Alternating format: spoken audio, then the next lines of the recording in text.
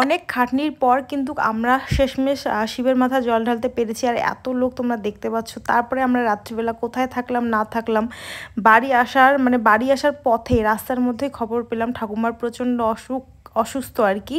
তারপরে আমি হসপিটালে নিয়ে গেলাম। তো পুরো ভিডিওটা দেখো, তাহলে কিন্তু সব কিছু বুঝতে পারবে। তো দেখো, এখান থেকে কালকের ভিডিওটা আমি ছেড়েছিলাম।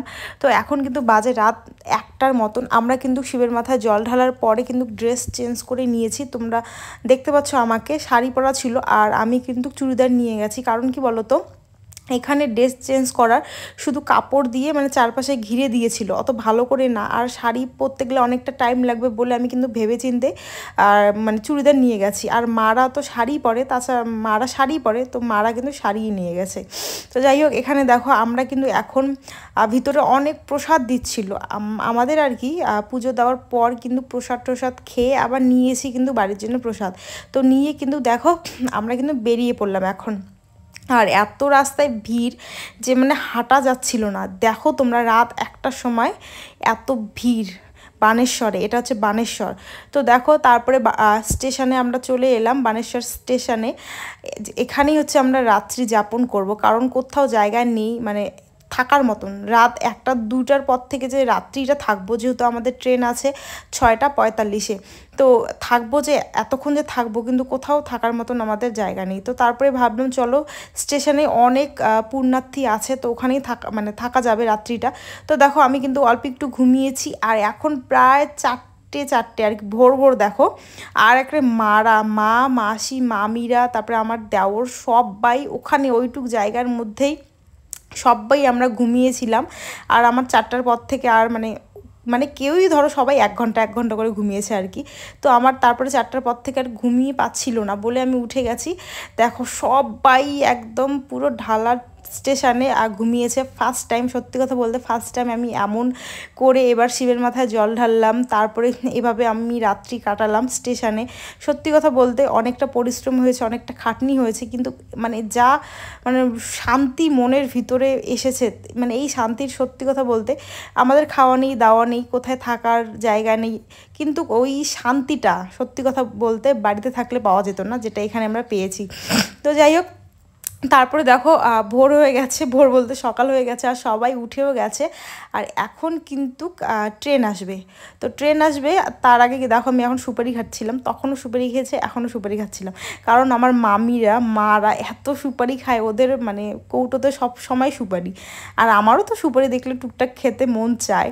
তারপরে দেখো ট্রেনে কিন্তু আমরা উঠেও গেছি। আর এখানে হচ্ছে মারা খাওয়ার ছিল আর কি আমাদের ব্যাগেই, তো সেই খাবারগুলোই বের করে খাচ্ছিল, যেহেতু আমাদের বামুনহাটের ট্রেনটা 8টা 45 বা 9টার দিকে নামবে। তারপরে এই যে দেখো, যেটা হওয়ার ছিল আর কি, বাড়ি চলে এসেছি। আমার কিন্তু আইফোনে একদম চার্জ ছিল না ওখানে, কোথাও চার্জ দেওয়ার মতন জায়গায় পাইনি। তো আইফোনটা আমি চার্জে দিয়ে নিয়েছি, আর এই আমার আরেকটা যেটা ফোন, সেটাই কিন্তু আমি নিয়েছি। তো এখন দেখো, বললাম না যে রাস্তার মধ্যেই খবর শুনলাম যে ঠাকুমা অসুস্থ, খুবই অসুস্থ, ঠাকুমাকে নিয়ে তাড়াতাড়ি হসপিটালে যেতে হবে। তো দেখো, আমি কিন্তু ঠাকুমাকে নিয়ে বামুনহাট হসপিটালে আর কি এসে গেছি। আর এখান থেকে কিন্তু ঠাকুমার হচ্ছে ছোট মেয়ের হচ্ছে মেয়ে বলতে ঠাকুমার নাতনি কিন্তু আসবে। তো তার জন্য দেখো বসে আছি, ও আসবে জন্য। যেহেতু আমি একা একা পাবো না, একটা বয়স্ক মানুষকে নিয়ে আর কি ব্যাগ ধরতে হবে, তারপরে আবার ঠাকুমাকে ধরতে হবে। আর যতই বলো, আমি হচ্ছে নাতি বউ, আর সে হচ্ছে নিজের নাতনি। তো তার প্রতি আর কি ঠাকুমার হয়তো বা বিশ্বাসটা অনেকটা থাকবে। তো দেখো, আমরা কিন্তু প্রথমে বামুনহাটে গেছি, তারপরে বামুনহাটেও হয়নি, তারপরে আমরা সোজা দিনহাটা চলে এসেছি। আর দিনহাটা হসপিটালে কিন্তু আমি এই নিয়ে 2বার আসলাম। প্রথমবার একবার অনেক দিনে এসেছিলাম, আমার দিদি অসুস্থ ছিল বলে তখন এসেছিলাম। আর সেকেন্ড টাইম এখন আসলাম। কিন্তু আমার থেকেও না, আমার এই ননদটা, ও কিন্তু অনেক কিছু ভালো জানে। তো তার জন্যে কিন্তু দেখো, ওই বেশিটা করছে, আমি জাস্ট আছি। আর ওই কিন্তু সত্যি কথা বলতে ঠাকুমাকে ধরে নিয়ে বসা, গাড়িতে বসা, তারপর টোটোতে বসা, সব কিছু করছিল। আর আমি কিন্তু ব্যাগ নিয়ে আছি, আর আমি আগে যাচ্ছি আর কি কী করা লাগে না করা লাগে সেটা করছি। আর ও কিন্তু ঠাকুমাকে নিয়ে দেখো দেখো নিয়ে বসছে, এগুলো আর কি, দুইজনে আর কি। তো মানে কি বলবো বলো তো, আমি প্রথমে অনেকটা ভয় পেয়ে গেছি যে আমরা দুইটা মেয়ে এভাবে এসেছি, যদি কোনো পুরুষ মানুষ থাকতো তাহলে বা হয়তো বা অনেকটাই মানে ভালো হতো।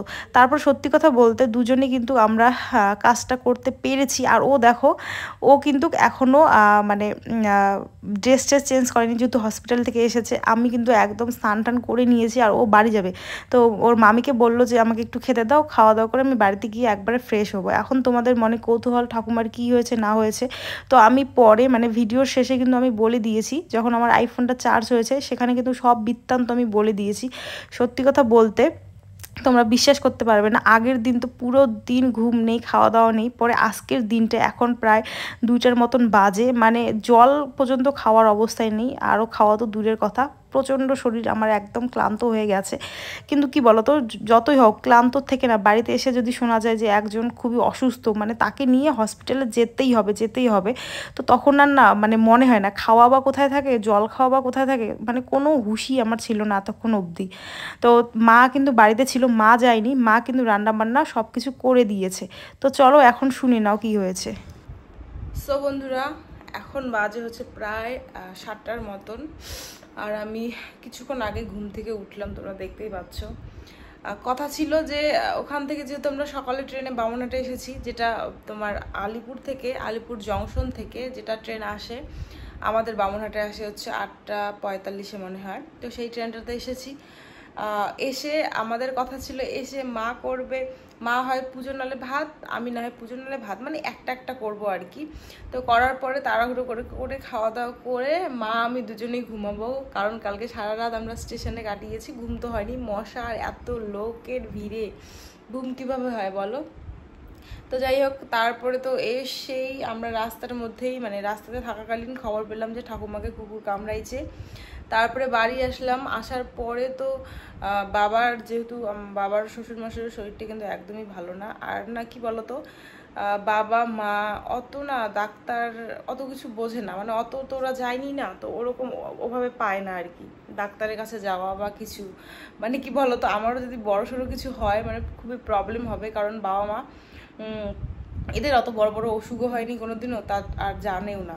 তো শ্বশুরমশাই রিসেন্ট কিছুদিন আগের থেকে সুগার শুরু হয়েছে, তো সুগার তো বোঝোই, খালি ওষুধ খেলেই আর নিজেকে কন্ট্রোল রাখলেই হয়ে যায় হয় আর কি। আর আমার ওই বাড়ির বাবা মার তো মানে কি বলি, আর আমার ওই বাড়ির বাবার আর কি, তো খুবই মানে অনেক অনেক আগে নাকি যখন ছেলে বেলায় যখন ছেলে ছিল অনেককে ব্যাঙ্গালোর ভেলুর ডাক্তার দেখাতে নিয়ে গেছে, অনেককে চাকরি পাওয়ার আগে, বাবার চাকরি পাওয়ার আগে। আর মার তো আমার লেগেই থাকে অসুখ বিসুখ, আমি নিয়ে যাই, বাবা নিয়ে যায়, কলকাতা নিয়ে গেছে, তারপরে শিলিগুড়ি কোচবিহার তো লাগাতার চলছে।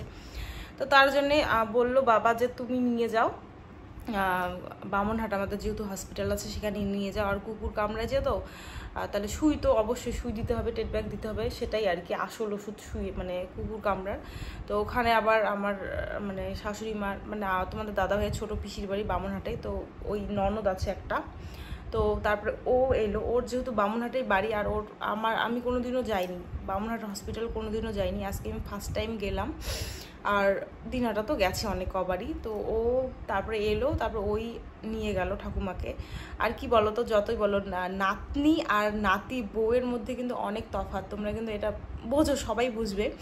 আর আমার কাছে ঠাকুমা অতটা মানে কমফোর্টেবল না, ধরো আমি ধরলাম, ঠাকুমাকে ধরে ধরো হাঁটিয়ে নিয়ে গেলাম, তবু হয়তো বা ঠাকুমা মানে আমি যতটা ধরবো না, তার নাতনি যতটা ধরবে সেটাতে সে ঠাকুমা বেশি কমফোর্টেবল ফিল করবে, তোমরা জানোই। তো এটাই আর কি, ফিল করারই কথা।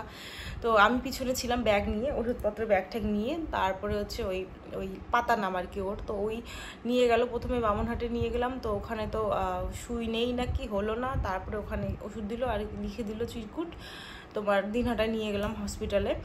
আর ওই জলাতঙ্ক রোগ আর কি, ওখানে তো লেখাই আছে দিনহাটা হসপিটালের নিচে, ওখানেই চিকিৎসা। তো ওখানে নিয়ে গেলাম, ওখান থেকে আবার বললো যে চলবে না, ওটা বামুনহাটের যেটা টিকিট সেটা চলবে না, এক্সট্রা করে আবার ওখান থেকে লালঘর থেকে টিকিট কাটতে হবে।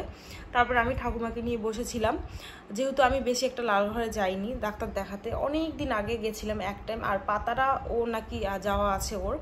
তারপরে ওই লালঘরে গেল, গিয়ে ওখান থেকে ও টিকিট কেটে আনলো, আমি বসেছিলাম। তারপরে আরেকটা মানে দাদার সাথে দেখা হলো, তারপরে ওই দাদাটাই, তারপরে আমরা মিলে তারপরে আবার কি বলবো, আর সত্যি কথা হসপিটালে গেছি, সুই নেই, মানে সুই নাকি শেষ হয়ে গেছে বলে, এত এত বলে কুকুর কামড়ায় বা বিড়াল কামড়ায় হাঁচড়ায় যে সুই শেষ হয়ে গেছে।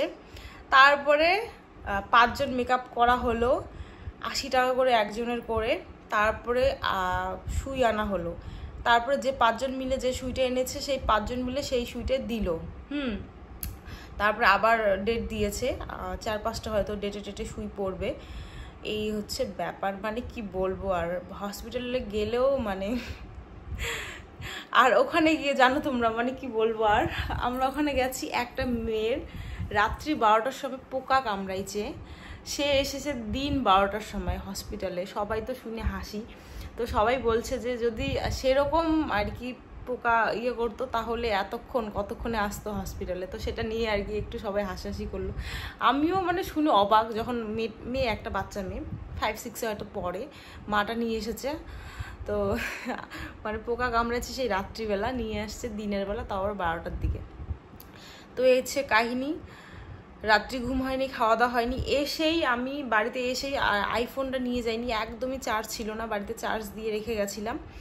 আর হচ্ছে আরেকটা ফোন নিয়ে গেছিলাম, ওটা থেকে টুকটাক একটু ভিডিও করেছিলাম। আর এসেই কিন্তু বাড়িতে কোনো খাওয়া দাওয়া না, কোনো কিচ্ছু না, সোজা নিয়ে বামনহাট, তারপরে দিনহাটার দেন ওখান থেকে এলাম। এসে আবার ঠাকুমার মানে কি বলতো, যখন কুকুরটা কামড়াইছে তখন কিন্তু ডাক্তাররাও বললো, এখানকার ডাক্তার ওখানকার ডাক্তার, যে তখন সার্ফ বা সাবান বা তারপরে অন্যরা বললো হোগলা সাবান নাকি আছে, সেটা দিয়ে প্রথমে মানে ভালো করে একদম মানে ঘষতে হতো ওই জায়গাটা, সাবান দিয়ে, খার জাতীয় জিনিস দিয়ে।